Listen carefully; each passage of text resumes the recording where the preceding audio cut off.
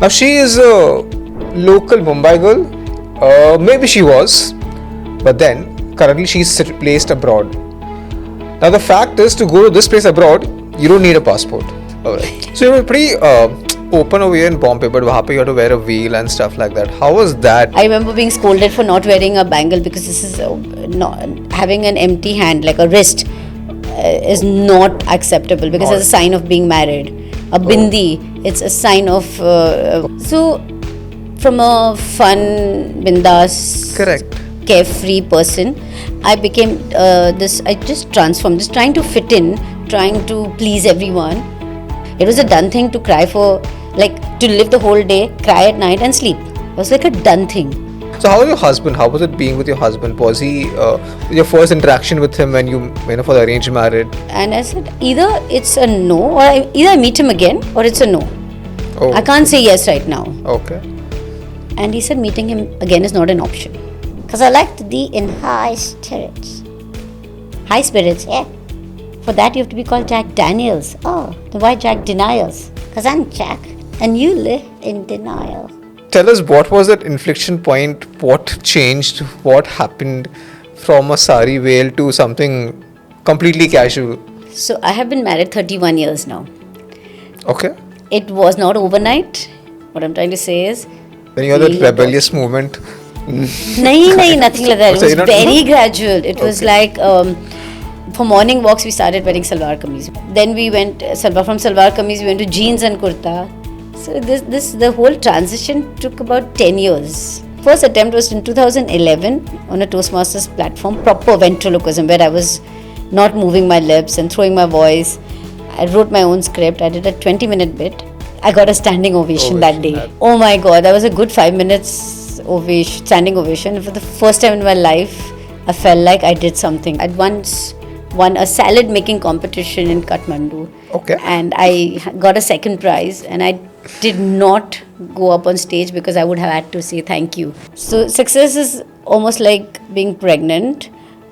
People see the good news, they always see the good thing, but nobody knows how many times you've been screwed. I started being the fun kaki who would tell them stories with basic hand puppets. So it's like, okay, knock knock, who's there? मैं stupid who? And then he'll be, ha, too stupid hai. So you started doing shows, you started traveling for shows. How was the acceptance at home? Did people look and talk about it like,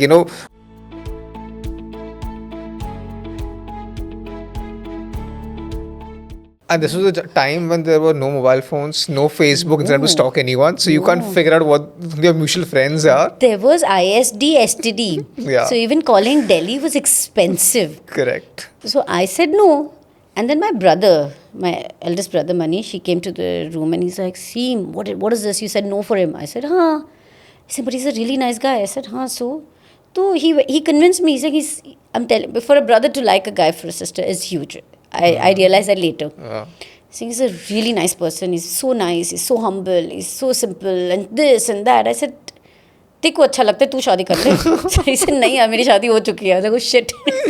But even in that serious moment, I was joking. But and in my that rage and all, he's like, okay, fine, go say yes. And he just left the room. I said yes. Honestly, I didn't know, shit, what did he, गुस्से में चला गया है? Or is he taken my word for it? What has happened? After 2 days, I get a call from a common friend, Nepal का कोई, his friend, sister, भाभी, मतलब एक कुछ connection था. He said, tell Seema to sit near the phone, Sanjay's going to call. Okay.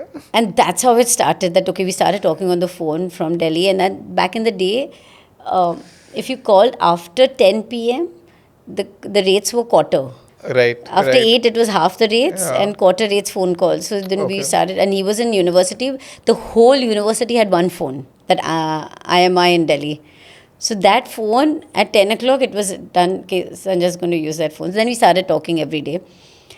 Now, how he was as a person, he was really good. Okay. But in the family, he was a very different person. In the joint family, it was a very different, very scary. For me, it was very scary because he had a very formal relationship with his elder brothers.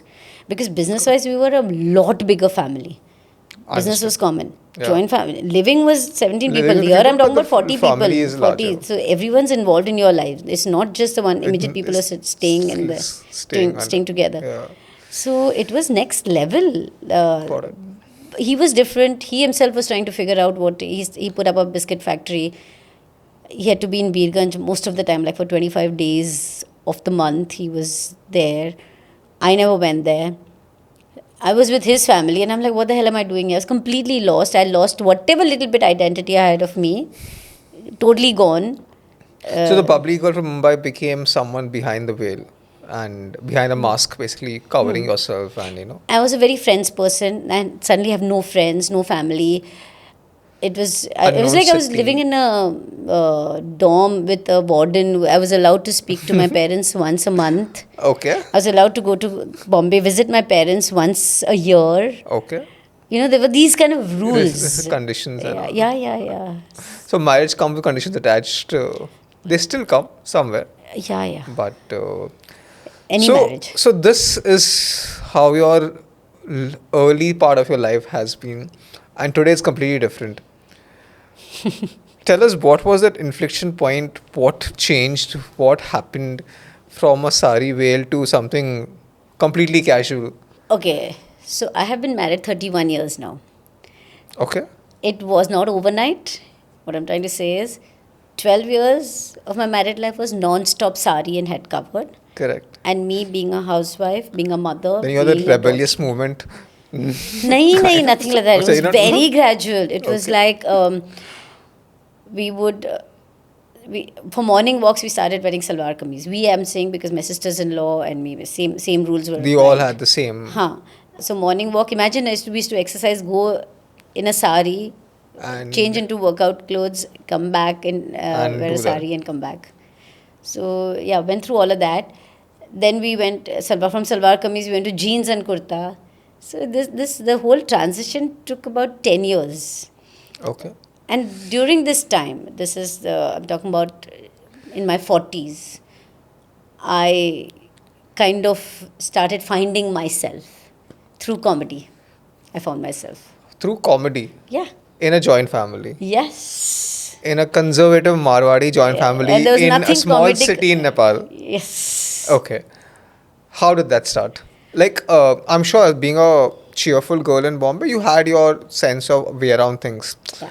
But how did humor come to you? I mean, was it in the daily life situations or how was it? It was not intentional, nothing. I was funny year than normal people, than other people. Okay. I realized that eventually. That time I didn't know I was funny or funnier than others.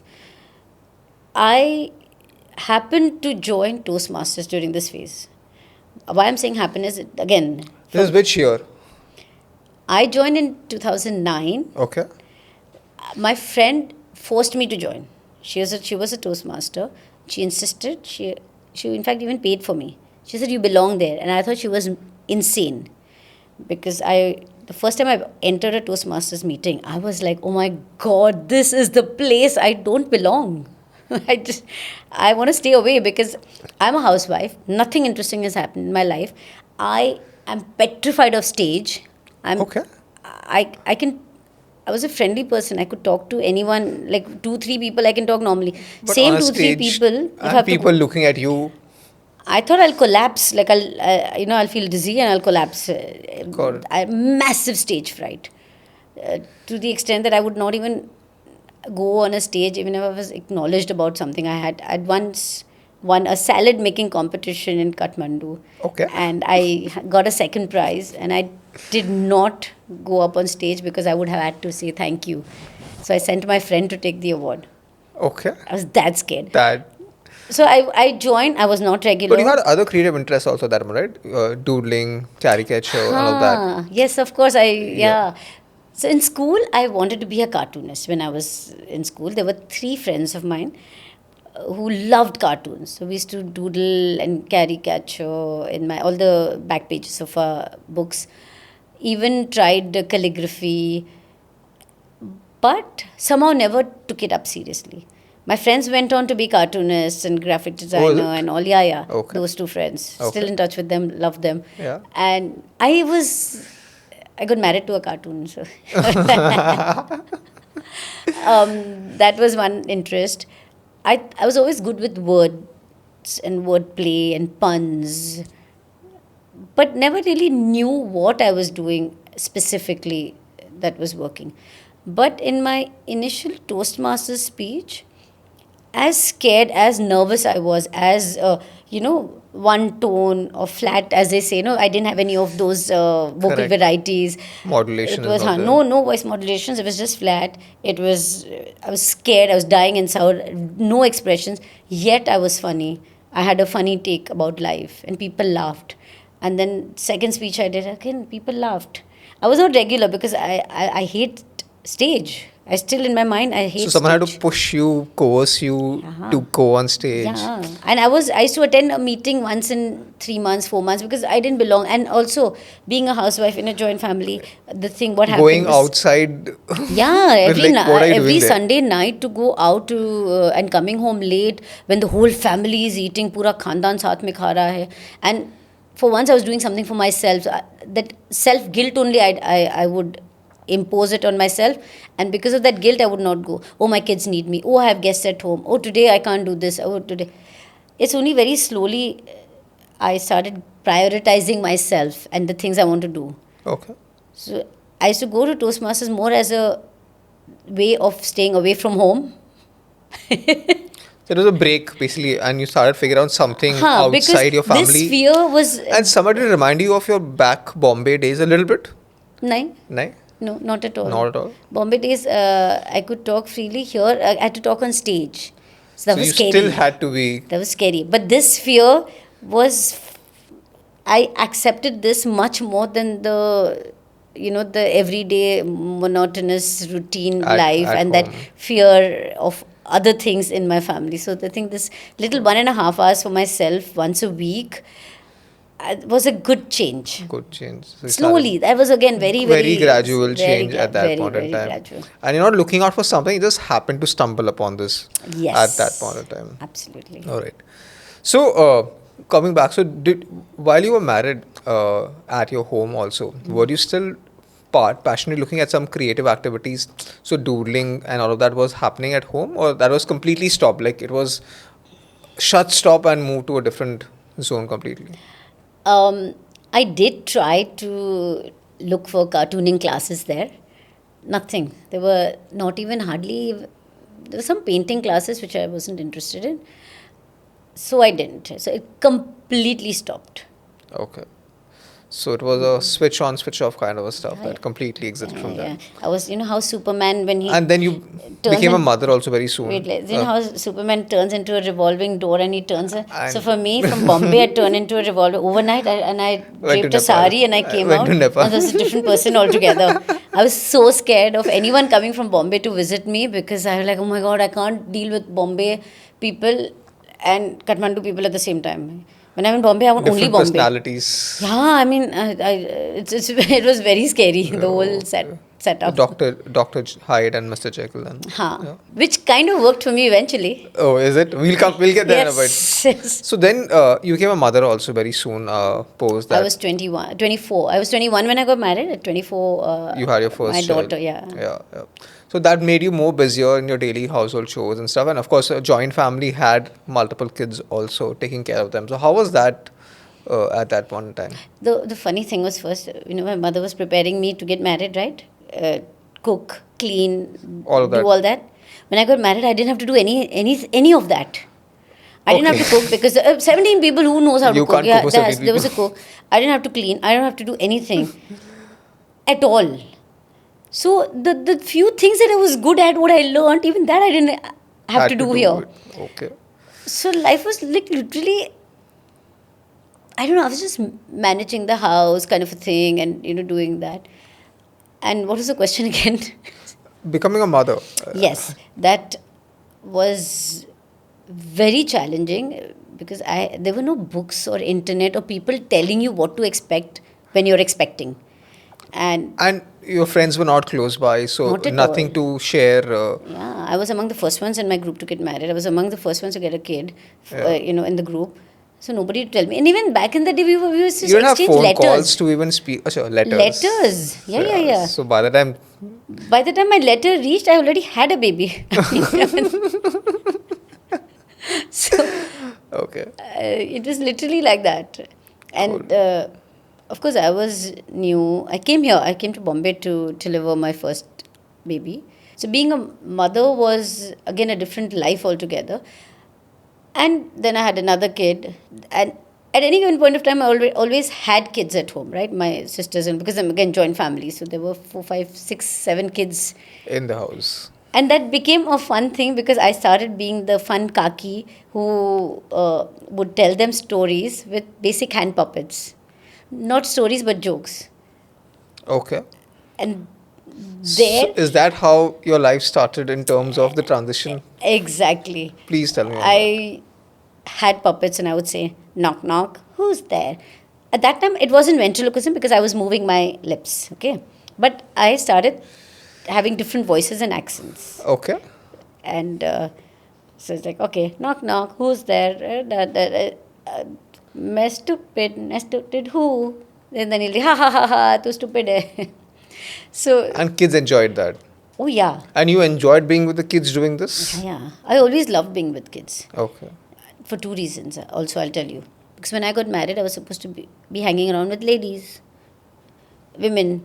You can't hang out with men because that would not be right. Correct. Even my husband's friends, I saw there were times when it was only me and like 4, 5 guys at coffee shop. It was not considered, I don't know, a housewife is supposed to be sitting at home. You can't be going out. can't be So it was outside. not considered like a good Housewife thing. is housewife, right? Haan, Stay in the घर पे house. रहो. Stay at home mother. Stay Now at they give a home. very Yeah. designer term for it. Yeah. Yes, fancy words. Yeah, absolutely. So that time it was not considered okay. And then with women also, there's only so much you can talk. At least me. What do you talk about? Husband, mother-in-law, maids, kids. Correct. I'm going through that shit anyway. I don't want to talk about it. So kids made a lot of sense. Like I could tell, I could have fun, play games with them. And with this puppet show started happening. And it became a show eventually. Again, that was a very gradual, few months it took. It became a what a witty show. What a witty show. So like those night bedtime stories that kids Yeah. wanted, that became a session after session post dinner or something in the evenings for you? Yes. So how many kids were there and what was it like? 6 minimum. And then I would have some friends coming over. It was just fun. So it started very randomly. I mean, you just started talking about it and all of that happened out there. Okay. And so through Toastmasters. So it was the same time, 2009 during Toastmasters, or how was it? 2009, 2010. Okay. No, I started 2008. The A year puppet before. thing. A year before, around Then that time. Toastmasters happened. So the same- I never put 2 and 2 together. At that point in time. At that point, but that's yeah. how life eventually comes up. We will unravel that in the next few minutes from now. But so 2008-7 is when you started doing this puppetry with Yeah. your kids, and 9 you joined Toastmasters. How were your joint family supportive that you were playing with kids, talking about all of that stuff? So it didn't be a problem at that point in No, time? they love me. I love them. It was a fun, happy environment. In fact, that kept me going also. The So kids. it got a dance. bit transition and a little change of freedom for yourself, Yeah, you can say that. I mean, at that time, I wasn't thinking about it on those lines. the larger But picture out there. no, the good thing about our joint family was we had our individual units within the family in the house. Okay. So it wasn't messy. Got it. It didn't get, the daily life wasn't toxic or anything. It was good. It was comfortable. It was very cordial. That was nice.